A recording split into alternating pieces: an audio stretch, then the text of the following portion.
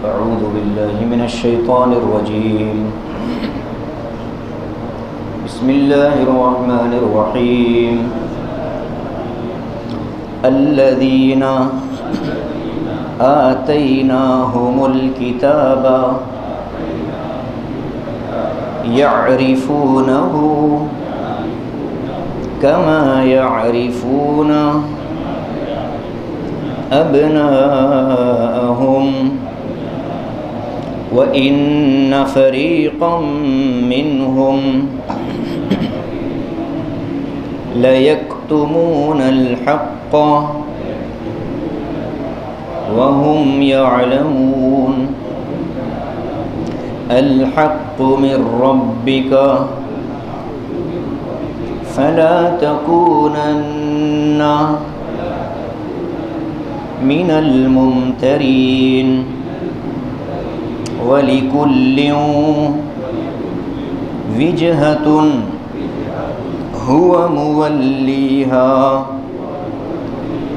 فاستبقوا الخيرات أينما تكونوا يأتِ بكم الله جميعا إن الله على كل شيء قدير. ومن حيث خرجت فول وجهك شطر المسجد الحرام وإنه للحق من ربك وما الله بغافل عما تعملون. ومن حيث خرجت فول وجهك شطر المسجد الحرام وحيث ما كنتم فولوا وجوهكم شطره لئلا يكون للناس عليكم حجة إلا الذين ظلموا منهم فلا تخشوهم واخشوني ولأتم نعمتي عليكم وَلَعَلَّكُمْ تَهْتَدُونَ. صدق اللہ العظیم. ترجمہ دیکھیے. الذین آتیناہم الکتاب یعرفونہ کما یعرفون ابناءہم. جن لوگوں کو ہم نے کتاب یعنی تورات اور انجیل دی ہے وہ نبی کو ایسے پہچانتے ہیں جیسے اپنے بیٹوں کو پہچانتے ہیں. وَإِنَّ فَرِيقًا مِّنْهُمْ لَيَكْتُمُونَ الْحَقَّ وَهُمْ يَعْلَمُونَ. اور اس کے باوجود ان میں سے ایک گروہ اور ایک فریق حق بات کو چھپاتا ہے جان بوجھ کر. الحق من ربک فلا تکونن من الممترین. یہ وہ حق ہے جو آپ کے رب کی طرف سے آ گیا ہے لہٰذا آپ شک کرنے والوں میں مت ہو جائیے. وَلِكُلٍّ وِجْهَةٌ هُوَ مُوَلِّيهَا. ہر گروہ کے لیے عبادت کا ایک رخ ہے جس کی طرف وہ توجہ کرتا ہے. فاستبقوا الخیرات. بس اے ایمان والو تم نیکیوں کی طرف دوڑو. اینما تکونوا یأتی بکم اللہ جمیعا. تم لوگ جہاں بھی رہو گے اللہ تبارک و تعالی تم سب کو جمع کرے گا. ان اللہ علی کل شیء قدیر. بے شک اللہ تبارک و تعالی ہر چیز پر قادر ہے. ومن حیث خرجت فول وجہک شطر المسجد الحرام. اے نبی آپ جہاں کہیں نکلیں تو اپنا رخ مسجد حرام کی طرف کر لیجئے. وَإِنَّهُ لَلْحَقُّ مِن رَبِّكَ. اور یہ حق بات ہے جو آپ کے رب کی طرف سے آئی ہے. وَمَا اللَّهُ بِغَافِلٍ عَمَّا تَعْمَلُونَ. اور اللہ تبارک و تعالی ان کے اعمال سے غافل نہیں ہے. ومن حیث خرجت فول وجهك شطر المسجد الحرام، اور اے نبی آپ جہاں کہیں نکلیں تو اپنا رخ مسجد حرام ہی کی طرف رکھیے، وحیث ما کنتم، اور اے ایمان والو تم جہاں کہیں رہو، فولوا وجوہکم شطرہ، تو اپنا چہرے مسجد حرام ہی کی طرف پھیرے رکھو، یعنی نماز میں، لئلا یکون للناس علیکم حجہ، تاکہ لوگوں کے لیے تم سے بات چیت کا کوئی موقع نہ ہو، الا الذین ظلموا منہم، ہاں جن لوگوں نے ظلم کیا ان لوگوں میں سے، فلا تخشوہم واخشونی، ان سے آپ مت ڈریے بلکہ ڈرنے کی ذات تو میری ہے، ولیتم نعمتی علیکم، اور تاکہ میں تم پر اپنی نعمت کو پورا کر دوں، ولعلکم تہتدون، اور تاکہ تم ہدایت اور سیدھا راستہ پا جاؤ۔ یہ مضمون جو ہے قبلے کی بحث کا اختتام ہے، یعنی آج کے درس میں قبلے کی تبدیلی اور تحویل قبلہ کا جو بیان شروع ہوا تھا گزشتہ، اس کا اختتام ہے۔ آیتیں بڑی ہیں، مضمون زیادہ بڑا نہیں ہے۔ قبلے کی تبدیلی کے بارے میں ہم لوگوں نے گزشتہ سنا تھا۔ اللہ تبارک و تعالیٰ نے اپنے نبی صلی اللہ علیہ وسلم کی خواہش کے مطابق، آپ کی دلی تمنا کے مطابق بیت المقدس سے رخ پھیر کر کعبۃ اللہ کی طرف قبلہ متعین کر دیا تھا۔ نمازیں اب جو ہوں گی وہ کعبے کی طرف ہوں گی۔ اس کے بعد پھر مشرکین اور منافقین کی طرف سے جو اعتراضات تھے اس کا بھی اللہ نے جواب دیا کہ آپ ان کے اعتراضات کے چکر میں نہ پڑیں، اس لیے کہ یہ وہ لوگ ہیں کہ جو آپ کی پیروی نہیں کرتے، نہ آپ ان کی بات ماننے والے ہیں، اور یہ دونوں بھی آپس میں ایک دوسرے کے قبلے پر نماز نہیں پڑھتے، بلکہ یہود کا قبلہ الگ ہے اور عیسائیوں کا قبلہ الگ ہے، لہذا آپ زیادہ ان کے چکر میں نہ پڑیں۔ ہاں، آپ کے قبلے سے ان کو جو دشمنی تھی وہ دشمنی تو باقی ہے، صرف اتنا نہیں کہ ہمارے قبلے سے ان کو دشمنی، بلکہ ہمارے نبی سے بھی ان کو دشمنی۔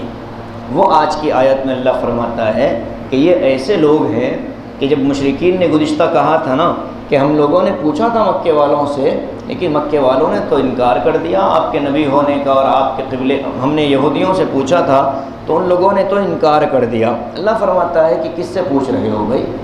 پوچھ کس سے رہے ہو؟ ان لوگوں سے پوچھ رہے ہو کہ جو نبی کو ایسے پہچانتے ہیں جیسے ایک باپ اپنے بیٹے کو پہچانتا ہے۔ یہاں حضرت تھانوی رحمۃ اللہ علیہ نے لفظ بڑھایا ہے چہرے سے۔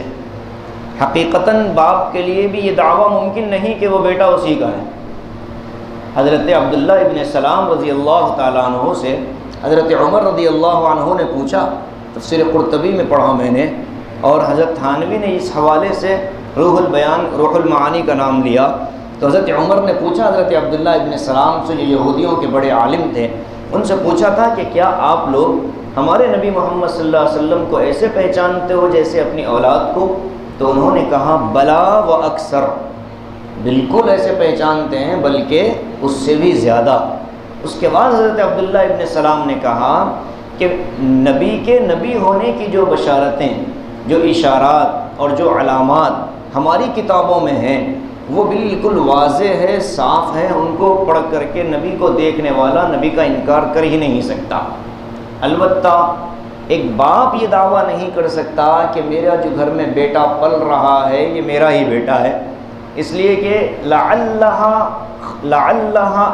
امہ خانت، ہو سکتا ہے کہ اس کی ماں نے کہیں خیانت کی ہو، انکار ہو سکتا ہے، ہو بھی سکتا نہیں بھی ہو سکتا، تو یہاں تو شک ہے، لیکن نبی کو پہچاننے میں تو ہمیں اتنا بھی شک نہیں۔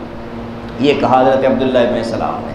اور یہودیوں نے، جو علماء تھے، ان علماء یہود نے نبی علیہ السلام پر جو ایمان کا اعلان کیا وہ حضور کو پہچان کر کیا۔ حضور کا تعارف تھا ان کے پاس پہلے سے، جب اپنی پڑھی ہوئی باتیں آقا کی زندگی میں انہوں نے دیکھی تو فوراً کہا کہ ہم آپ پر ایمان لاتے ہیں، آپ آخری نبی ہیں۔ آپ پر ایمان لانے اور آپ کا ساتھ دینے کا اللہ نے ہمیں حکم دیا تورات اور انجیل کے اندر۔ تو یہ ان لوگوں کی ایک بدمعاشی تھی کہ نبی کو پہچانتے تھے ایسے جیسے باپ اپنے بیٹے کو پہچانتا ہے، لیکن پہچاننے کے باوجود انکار کرتے تھے۔ وَإِنَّ فَرِيقًا مِّنْهُمْ لَيَكْتُمُونَ الْحَقَّ، ایک فریق اور ایک گروہ ایسا ہے کہ جو حق کو جان بوجھ کر چھپا دیتا ہے۔ اس لیے علماء نے لکھا ہے کہ کسی سے کسی کے بارے میں تحقیق کرنا ہو تو پہلے آپس میں ان دونوں کا تعلق دیکھو۔ کسی ایسے شخص کے بارے میں ہم سے پوچھ لیا جائے جو ہمیں پسند نہیں کرتا، وہ تو منفی ہی رپورٹ دے گا، وہ کبھی مثبت اور پازیٹیو بات نہیں کہے گا۔ جس کے دل میں عناد ہوگا، حسد ہوگا، دشمنی ہوگی، آپ اس کے سامنے کسی کی تعریف کر دیجئے، ایسے مچلے گا جیسے کسی کو بے پانی کے صحرا میں چھوڑ دیا جاتا ہے اور وہ جیسے ناقابل برداشت اس کے لیے ہوتا ہے، ایسے ہی جن لوگوں کو ہم پسند نہیں کرتے ان کی تعریف، ان کی خوبی کا اگر ہمارے سامنے کوئی اظہار کرے تو ہمارے دل کی کیفیت بھی ایسی ہو جاتی ہے۔ علماء نے لکھا ہے کہ تحقیق اچھے لوگوں سے کرو، منفی خیالات رکھنے والوں سے تو دوستی بھی نقصان دہ ہے، جن کے ذہن میں ہمیشہ شکوے، شکایات، ناشکری اور اللہ کی نعمتوں پر ہمیشہ رونا، جن کا یہ مزاج ہوتا ہے، ان کی دوستیاں نقصان کرتی ہیں، انسان بھی ناشکرا ہو جاتا ہے، انسان کے اندر بھی شکوے اور شکایاتوں کا مزاج بن جاتا ہے۔ جو قناعت والے ہوتے ہیں، اللہ کا شکر ادا کرنے والے ہوتے ہیں، ہر حال میں اللہ تیرا شکر ہے، ان کے ساتھ دوستی کرنے میں ایمان میں بھی سلامتی رہے گی اور انسان کے اندر شکر کے جذبات پیدا ہوتے ہیں۔ آگے فرماتے ہیں اللہ تعالیٰ الحق من ربک فلا تکونن من الممترین، یہ حق ہے جو آپ کی طرف، رب کی طرف سے اتر گیا ہے، آپ شک کرنے والوں میں مت ہو جائیے۔ اب آگے اللہ فرماتا ہے کہ قبلے کا جو حکم نازل ہوا، یہ کہاں نازل ہوا؟ مدینے میں۔ لوگوں کے ذہن میں یہ ہو سکتا تھا کہ شاید یہ نبی علیہ السلام کے ساتھ خاص ہے، اور جب تک حضور پاک صلی اللہ علیہ وسلم دنیا میں ہیں تب تک قبلے کعبے کی طرف رخ کرنا ہے، اور اس کے بعد پھر شاید بیت المقدس کی طرف رخ کرنے کا حکم ہوگا۔ ایک بات یہ ذہن میں آ سکتی تھی۔ دوسری بات یہ ذہن میں آ سکتی تھی کہ ہو سکتا ہے کہ صرف مدینے میں رہنے پر مکے کی طرف رخ کرنا ہے، دنیا کے دوسرے ممالک میں رہنے والوں کو پتہ نہیں کس طرف رخ کرنا۔ تیسری بات یہ ذہن میں آ سکتی تھی کہ مدینے میں رہ کر اگر کوئی نماز پڑھے تو کعبے کی طرف رخ کرے گا، اور مدینے سے باہر سفر میں اگر چلا جائے تو پھر وہاں کس طرف رخ کرے گا۔ ان تینوں باتوں کو اللہ نے آگے کی آیتوں کے اندر بیان فرمایا۔ پہلے فرمایا کہ وَلِكُلِّ وِجْهَةٌ هُوَ مُوَلِّيهَا، اے نبی ہر طبقہ اپنے لیے عبادت کا ایک رخ رکھتا ہے جس کی طرف وہ نماز میں، عبادت میں توجہ کرتا ہے۔ آپ زیادہ ان کے جھمیلوں میں نہ پڑیں، آپ کو ہم نے ایک رخ دے دیا، کعبہ آپ کو ہم نے قبلہ بنا دیا۔ فاستبقوا الخیرات، اب ان پرانے جھگڑوں میں نہ پڑو، کیا ہوا، تم صحیح تھے، ہم صحیح تھے، ہم حق پر ہیں کہ تم حق پر ہو۔ مشرکین مکہ اور یہودیوں سے یہی تو مسئلہ تھا کہ وہ نبی علیہ السلام کو حق پر نہیں مانتے تھے۔ مسلمان اپنے آپ کو حق پر تسلیم کرتا ہے، یہودیوں کو غلط۔ اب اللہ کہتا ہے کہ ان یہودیوں سے کہاں آپ لگاتے ہیں؟ فاستبقوا الخیرات، نیکی کے معاملات کرتے رہو، نیکی کا کام کرتے رہو۔ لڑائی جھگڑے بہت ہو گئے، کوئی بھی معاملہ تنظیموں میں آ جائے، کہیں اجتماعی معاملات میں آ جائے تو اس پر زیادہ دیر تک رسہ کشی ہونا اچھی چیز نہیں ہے، ایمان ختم ہو جاتا ہے۔ جس وقت وہ معاملہ اٹھا تھا اس وقت ہو گیا، بات ختم ہو گئی۔ اب وقتاً فوقتاً اس پر پانی چھڑکنا اور اس پودے کو درخت بنانے کی کوشش کرنا، یہ ایمان والوں کی شان کے خلاف ہوتا ہے۔ وہ چھوڑتا ہے، آگے اپنی زندگی لگتا ہے، وہ نیکیاں کمانے کے چکر میں محنت میں لگ جاتا ہے، وہ پرانی چیزوں کو یاد کرتا ہوا نہیں بیٹھتا۔ ایمان والا پرانے جھگڑے دلوں میں نہیں رکھتا، بات ختم، رات ختم، اور اس کے بعد اس کے دل صاف ہو گئے اور وہ دوسروں کو اللہ کے لیے معاف کر دیتا ہے۔ اللہ کہتا ہے فاستبقوا الخیرات، اصل کام ہے عبادتیں اور نیکیوں میں اضافہ۔ اینما تکونوا، دنیا میں کہاں جہاں کہیں رہو، یأتی بکم اللہ جمیعا، یہ مت بھولنا کہ اللہ تبارک و تعالی تمہیں جمع کر دے گا قیامت کے دن۔ کوئی مر رہا ہے، زمین میں دفن ہو رہا، کوئی پانی کے اندر دفن ہو رہا، کوئی مچھلیوں کی غذا بن رہا، کوئی جلا کر کے ہواؤں کے حوالے ہو رہا، راکھ بنا کر اڑا دیا گیا، کسی کو گنگا میں بہایا گیا، کسی کو کہاں کچھ کیا گیا۔ اللہ فرماتا ہے کہ سب کو اللہ تبارک و تعالی قیامت کے دن جمع کرے گا، اور جمع کرے گا تو اپنے پورے وجود کے ساتھ اٹھائے گا، اس لیے کہ پہلی مرتبہ جب اللہ نے پیدا کیا تب تو وجود بھی نہیں تھا، یہ تو دوسری مرتبہ اٹھانا ہے، یہ تو اس کے لیے آسان ہے۔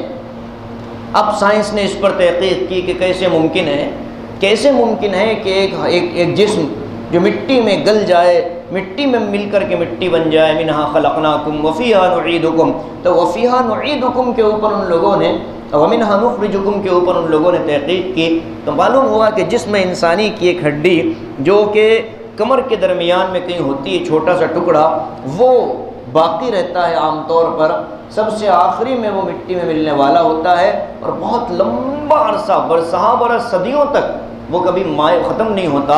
ہو سکتا ہے اللہ تعالیٰ اسی کو بیس بنا کر دوبارہ کھڑا کر دے اور پورے جسم کو اللہ تبارک و تعالیٰ وجود دے دے، تو یہ بہت ممکن ہے۔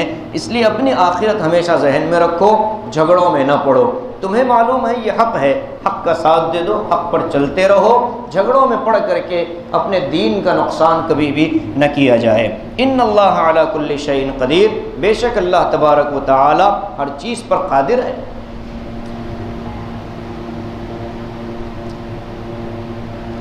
دوسری شکل، وَمِنْ حَيْثُ خَرَجْتَ فَوَلِّ وَجْهَكَ شَطْرَ الْمَسْجِدِ الْحَرَامِ، سفر میں نکل گئے۔ اب جب سفر میں نکلے ہیں تو پھر حالت سفر میں بھی نماز کہاں پڑھنی ہے، رخ کدھر کرنا ہے؟ فرماتے ہیں کہ تم جہاں کہیں نکلو تو اپنا چہرہ نماز میں مسجد حرام کی طرف کرنا ہے۔ اِنَّهُ لَلْحَقُّ مِن رَّبِّكَ، یہ سچی بات ہے جو آپ کے رب کی طرف سے نازل ہو گئی۔ وَمَا اللَّهُ بِغَافِلٍ عَمَّا تَعْمَلُونَ، اور اللہ تبارک و تعالی لوگوں کے اعمال سے غافل نہیں ہیں، وہ خوب جانتے ہیں کون کیا کرتا ہے۔ اس لیے سورہ ابراہیم میں ایک جگہ فرمایا وَلَا تَحْسَبَنَّ اللَّهَ غَافِلًا عَمَّا يَعْمَلُ الظَّالِمُونَ إِنَّمَا يُؤَخِّرُهُمْ لِيَوْمٍ تَشْخَصُ فِيهِ الْأَبْصَارُ، فرمایا کہ اللہ تبارک و تعالی کو آپ ان ظالموں کی حرکتوں سے، اس ملک میں مسلمانوں کو نقصان پہنچانے والے ظالموں کی حرکتوں سے غافل مت سمجھیے گا۔ انما یؤخرہم، اللہ تعالیٰ ان کو مہلت دے رہا ہے، لیوم تشخص فیہ الابصار، اس دن ان کی مہلت ختم ہو جائے گی جس دن کی آنکھیں پھر جائیں گی۔ تو یہ ہوگا، ظالم اپنے انجام کو پہنچیں گے، اس میں کوئی شک نہیں ہے۔ تو اللہ تبارک و تعالیٰ کسی کے عمل سے غافل نہیں۔ آگے فرماتا ہے وَمِنْ حَيْثُ خَرَجْتَ فَوَلِّ وَجْهَكَ شَطْرَ الْمَسْجِدِ الْحَرَامِ، اور نبی آپ جہاں کہیں نکلیں، یعنی کسی ملک میں آپ جائیں، کسی جگہ پر آپ جائیں، یا کسی مکے ہی کو آپ چلے جائیں مدینے سے باہر، فَوَلِّ وَجْهَكَ شَطْرَ الْمَسْجِدِ الْحَرَامِ، تو مسجد حرام کی طرف آپ کو اپنا چہرہ پھیرنا ہے۔ اور اے لوگو وَحَيْثُ مَا كُنْتُمْ، تم جہاں کہیں رہو، چاہے مکے میں رہو، مدینے میں رہو، سفر میں رہو، یا یہ کہ کسی دنیا کے اور ملک میں رہو، تم سب کو بھی فَوَلُّوا وُجُوهَكُمْ شَطْرَهُ، اپنا چہرہ کعبۃ اللہ کی طرف اور مسجد حرام کی طرف پھیرنا ہے۔ لوگوں کی باتوں پر اہمیت نہ دیں، یہ آگے اللہ فرماتا ہے لِأَلَّا يَكُونَ لِلنَّاسِ عَلَيْكُمْ حُجَّةٌ، تاکہ تم پر بات چیت کا لوگوں کو موقع نہ ملے۔ دیکھیے ایک آدمی حق کے راستے پر چل پڑا، حق پر اس کا ہونا ثابت ہو گیا دلائل سے، دلائل قاہرہ باہرہ مضبوط دلائل سے اس کا حق ہونا ثابت ہو گیا۔ اب اس کو مزید اپنے موقف کی وضاحت کے لیے وقت اور انرجی کو ضائع نہیں کرنا چاہیے۔ اپنے موقف کی وضاحت کے لیے اپنے اوقات کو، اپنے علم کو، اپنی طاقتوں کو، اپنے سرمایوں کو لگانا نہیں چاہیے۔ اگر کوئی بار بار اپنا موقف بتانا چاہتا ہے کہ ہم حق پر ہیں، ہم حق پر ہیں، ہم حق پر ہیں، اس کا مطلب یہ ہے کہ اس کے حق پر ہونے میں بھی اس کو شک ہو رہا ہے۔ اس لیے حضرت تھانوی لکھتے ہیں کہ کوئی آدمی سوال کرنے کے لیے آئے تو اس کی نیت کو معلوم کرنے کی کوشش کیجئے، اگر اس کے سوال میں عناد نظر آتا ہے تو اس کا جواب دینا مناسب نہیں ہے۔ بیان القرآن میں حضرت نے لکھا۔ اور اگر کوئی سوال صرف تحقیق حال کے لیے کر رہا ہے، حقیقت حال معلوم کرنے کے لیے کہ جی میرے ذہن میں یہ آیت پڑھ کر ایک چیز، ایک خلجان آ رہا ہے، کنفیوژن آ رہا ہے، آپ اس کا جواب عنایت فرمائیں، تو حضرت فرماتے ہیں کہ اس کے جواب پر ثواب ملے گا۔ اور معاندین جو سوال کرتے ہیں، صرف سوال بطور سوال ہوتا ہے، اللہ کے رسول سے بھی ہوا کرتا تھا، بتائیے میرے ابا کون ہیں، بتائیے میرے والد کون ہیں، تو اس طرح بطور سوال کے جو آتے ہیں، حضرت تھانوی فرماتے ہیں کہ ان کا جواب نہیں دینا چاہیے۔ ایک جگہ ہم درس میں بیٹھے تھے، تفسیر قرآن کا درس ہو رہا تھا، اس کو ساتھی جانتے ہیں اس کو، تو جب تک درس ہوتا رہا قرآن کا، ایک صاحب تلاوت میں بیٹھے تھے، درس مکمل ہوا، جب میں نے آخری الفاظ کہے وآخر دعوانا ان الحمد للہ رب العالمین، میں نے قرآن پاک بند کیا تو انہوں نے اپنا تلاوت کرنے والا قرآن بند کیا، کسی مسجد میں رکھا اور فوراً آ کر حلقے میں بیٹھ گئے۔ بیٹھتے ہی انہوں نے ایک غیر متعلق سوال پوچھا۔ غیر متعلق کا مطلب یہ ہے کہ ہم نے مان لیجئے 146 سے لے کر کے 150 تک کی 5 آیتوں کی ہم نے تفسیر کی، سوال ان 5 آیتوں سے متعلق ہونا چاہیے۔ انہوں نے بیٹھتے اٹھا کر 10ویں پارے کے بارے میں پوچھا، اجعلتم سقایۃ الحاج وعمارۃ المسجد الحرام کا شان نزول کیا ہے؟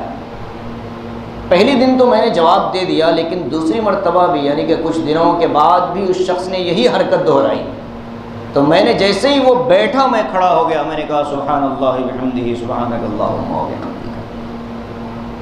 تو یہ جو خناس ہے نا دلوں کا، قرآن سننے کی نیت سے نہیں آیا تھا، وہ آیا تھا چھیڑنے کی نیت سے، وہ آیا تھا سوال قائم کرنے کی نیت سے کہ بھئی اس سے سوال کیا جائے، پوچھا جائے، اور ایسے مشکل سوالات پوچھے جائیں کہ اس کی لوگوں کے درمیان میں بے عزتی ہو۔ اللہ کے رسول نے فرمایا جو شخص کسی انسان کو کسی ایسی جگہ ذلیل کرنا چاہے گا جہاں اس کی عزت ہوتی ہے، اللہ تبارک و تعالی اس کو ایسی جگہ ذلیل کرے گا جہاں وہ سوچ بھی نہیں پائے۔ تو سوال برائے سوال یہ اچھی عادت نہیں ہوتی۔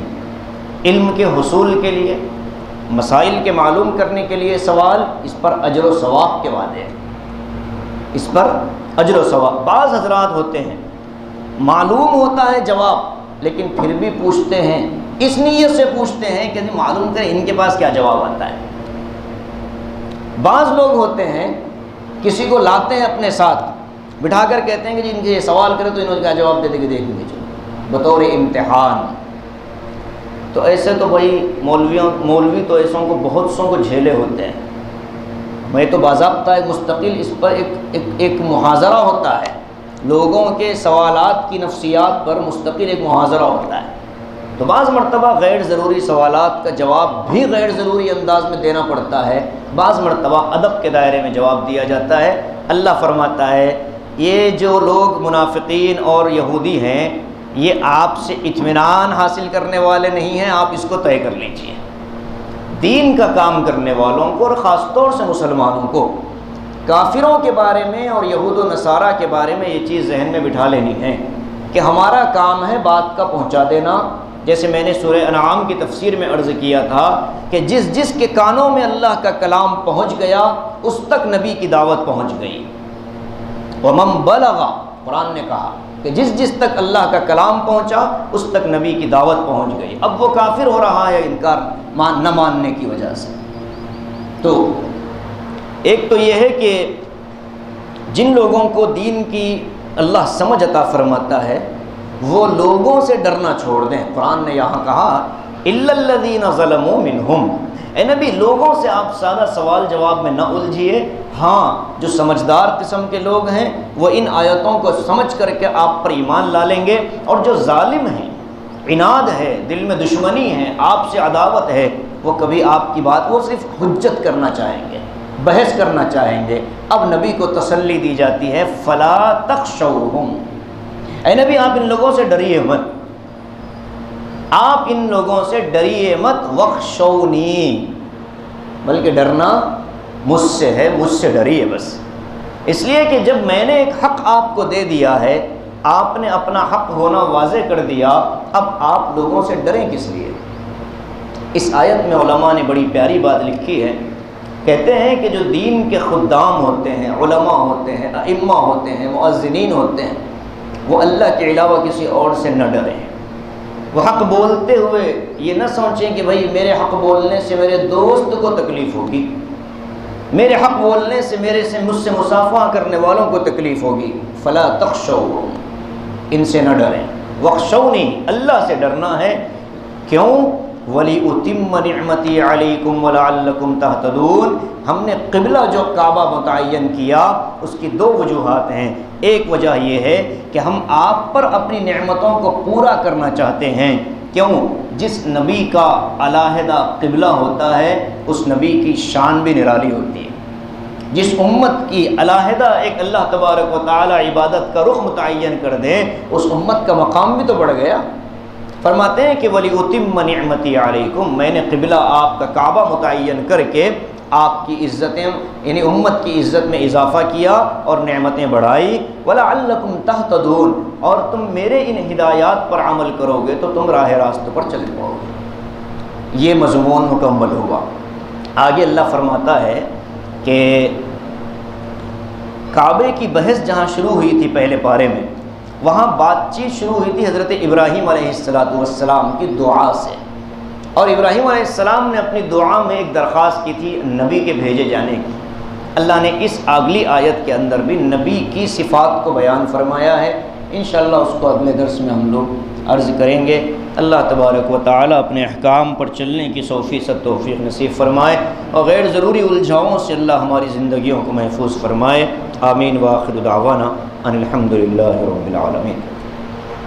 جی صاحب،